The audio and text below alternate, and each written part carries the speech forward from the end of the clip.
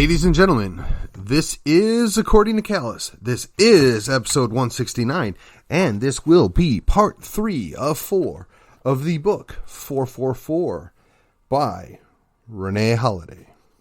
We're going to be picking up in chapter 6, the fourth branch, aka We the People.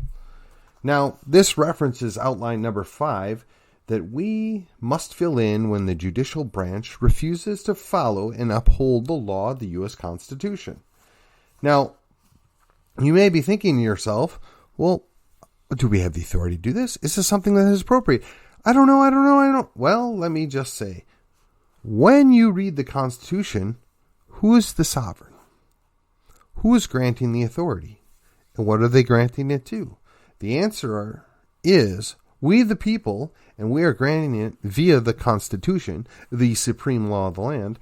Unfortunately, some of the courts seem to think that they're not bound by the highest law of the land. In fact, due to a poor opinion several hundred years ago, or actually just a couple hundred years ago, they determined that they get to determine, follow me closely, they made the decision that they get to make the decision, indeed that they have the power to determine what law is constitutional and what is not, including at the state level.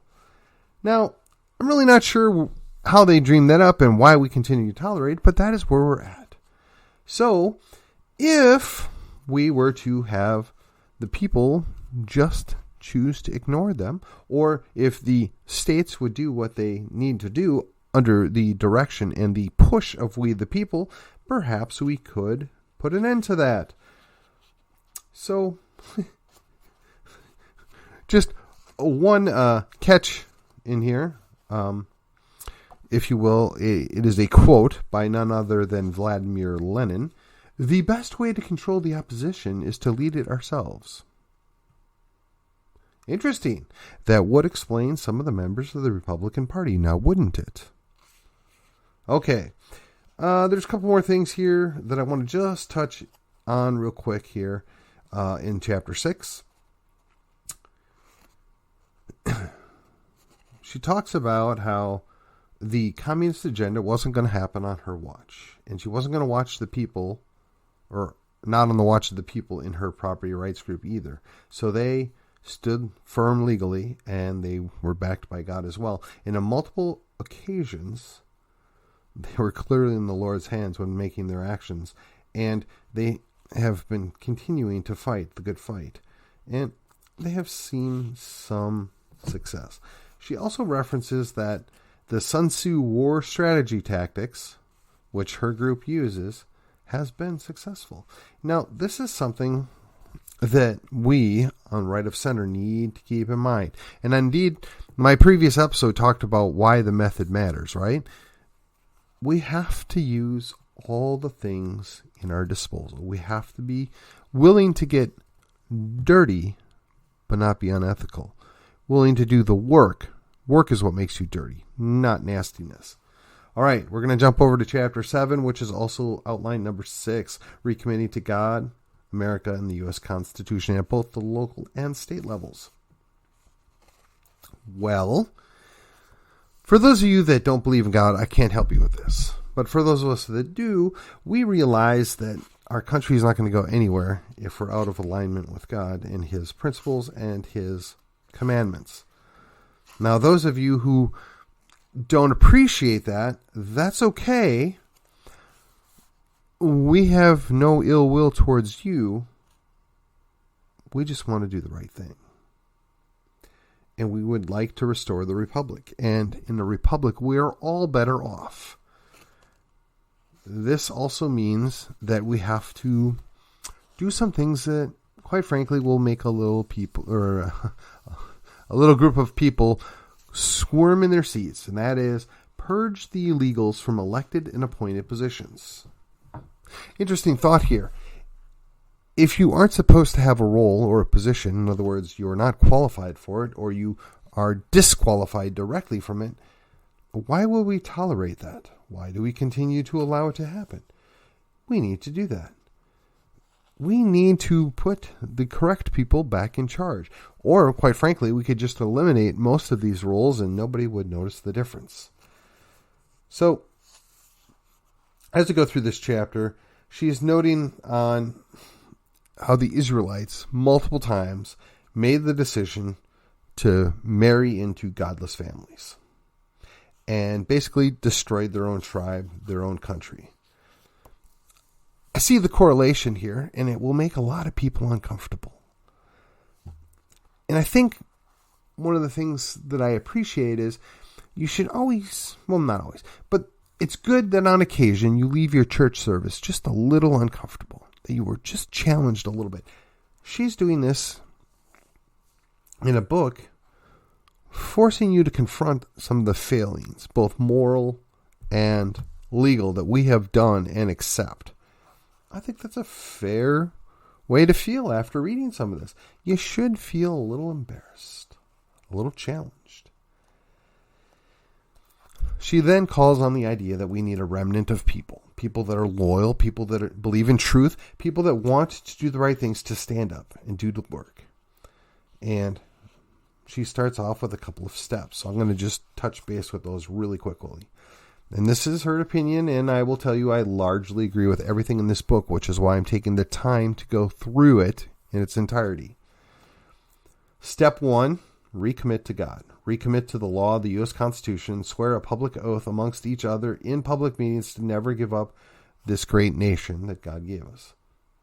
Now, aside from the fact that some squirmy people will be upset about the God part, everything else we should agree on. Everything else is the actual action plan here that is applicable to you.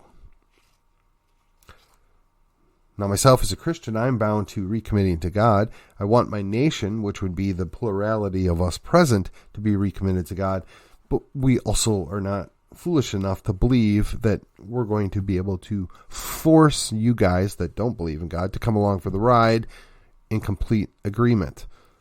But if you all get to see the benefits that are reaped by coming along for the ride, perhaps you'll change your mind. Perhaps you'll reconsider things. Perhaps we will persuade you in a positive way that following God's law is beneficial to all.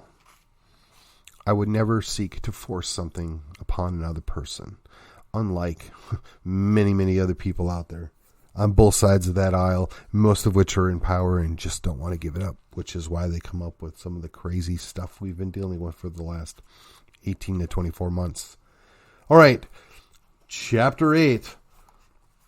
We're talking about identifying and charging these criminals.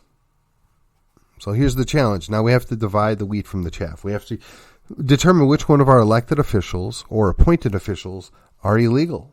In other words, they have no business being there. They should not be representing us.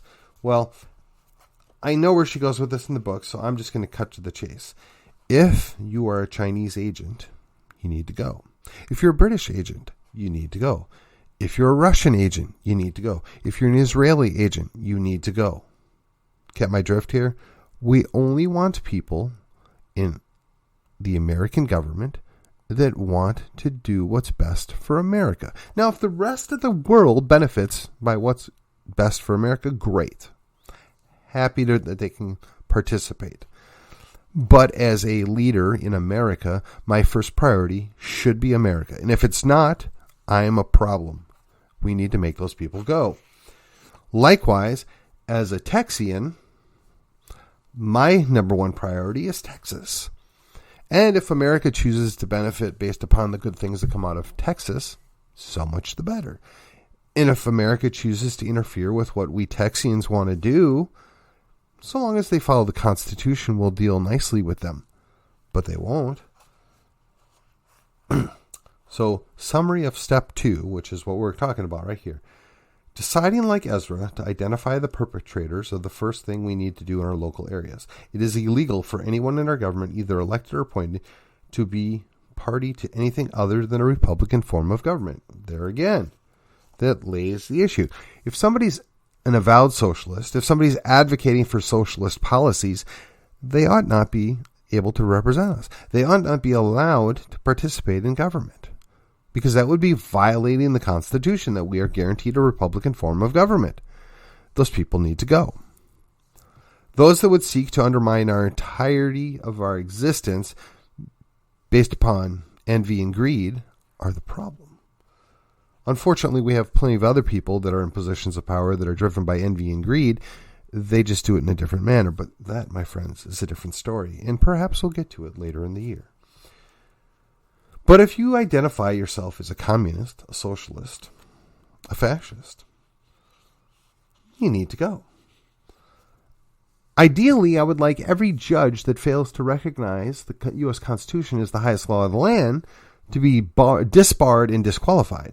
But that might be asking for too much. And I will say that Ms. Holliday likes to use the word communist often.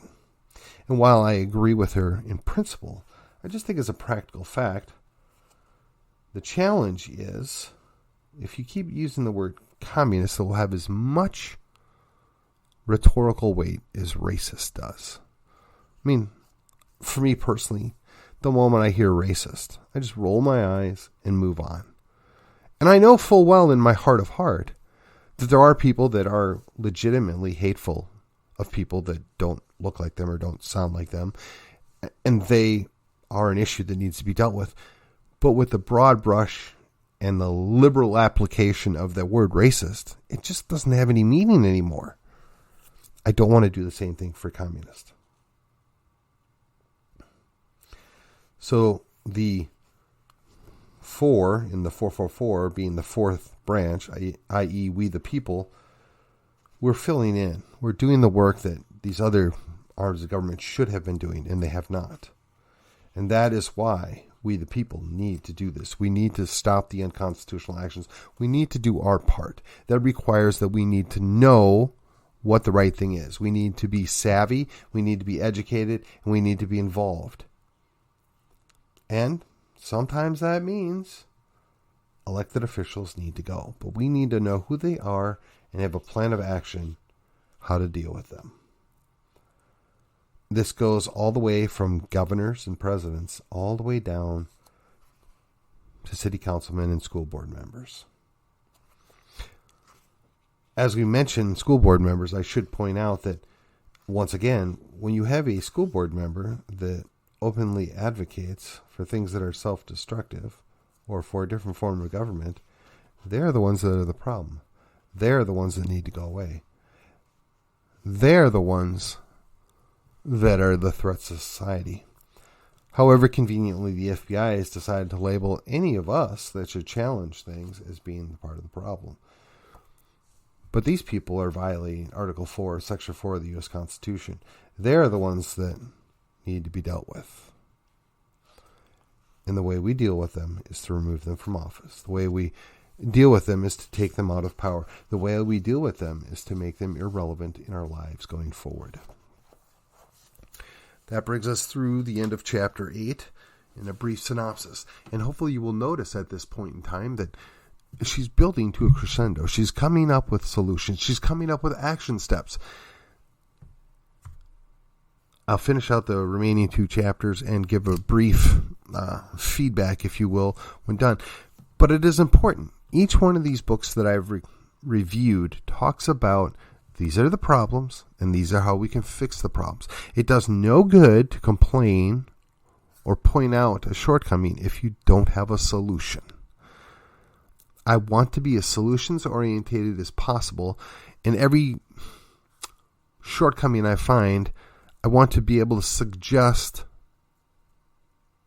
the solution. I want to be able to suggest a different option, knowing full well I won't always be 100% successful, but hopefully I can motivate just a few more people to put in the effort, to do the work, if you will, to make that difference. And every one little person that makes a little bit of difference inches us back the way we ought to be going in the first place. The leftists, the progressives, the communists have been at this for a long, long time. And the successes that they're seeing recently have decades of work that needed to be done before they brought that about. And if we don't fight back and we don't get active and we don't do what needs to be done, we will lose what we have left. And I don't think any of us want to see that happen. So, as I wrap this up, I suggest that you take the time, learn the lessons of any of the number of books that I've reviewed. Take a little time, invest in understanding the civics of where you're at. Take the time and comprehend or build the willpower up to be willing to acknowledge when something's wrong and say something about it. Even if you alone can't make that difference. If there's 10, 12 of you, you can. You can push it just a little bit. Don't be afraid. We still have a large plurality. Some would even say a majority. And even if we don't, the right person standing in the right place, holding to the right values, will ultimately be proven to be right in the end. It just takes faith and courage. And to that end, perhaps, if like me, you call yourself a Christian, you need to spend just a couple of minutes praying on what the best thing is for you to do next. Maybe bust open that dusty Bible in the corner of your room if you aren't a regular reader. And, I don't know, maybe consider some of the things that Paul or James or Peter brings up in the New Testament, or if you're feeling particularly froggy, go back to the Old Testament and look and see what the things that occur in both Judah and Israel when they choose to abandon the righteous leadership that they had. When they choose to follow their leader down a very bad path. Nobody wants that. But it's been said, if God doesn't judge the United States, he's probably going to owe an apology to Sodom and Gomorrah. And yes, it's a joke, because I don't think God has to apologize to anybody. With that, my friends, this was episode 169. This was part 3 of 4 of my review and commentary on 444. And I will wrap it up next week. Until then, I will see you on the other side.